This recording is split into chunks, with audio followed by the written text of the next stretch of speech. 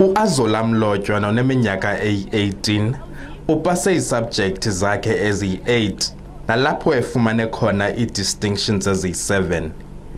Ngoku nje ujonge ngamehlo abomvu kufumana eLife orientation.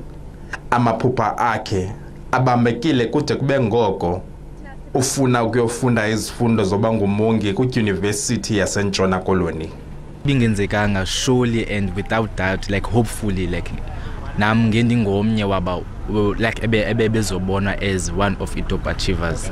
Ndiye ndaqheleka kakhulu ke emphefumlweni xa ndiva into yokubana like xa ndisiva ngale blanda yayo ukanti abo bebefunda naye bathi ukuphinda ukubhala le subject bekuxhalabisa.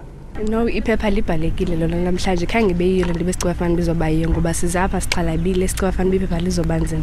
Kukwakho nezimemelelo zokuba abo babandekanyekayo bathwaliswe uxanduva. Ndinathemba ke kulanto bebethe bazawuqhubekeka be-engage nee-institutions of higher learning ukuthi zawenza qha ke funeka sihlale kube emqolo kuba bangayithetha nje ingenzeki so sizathi apha kubo ndizawuxela super glue andizukusuka.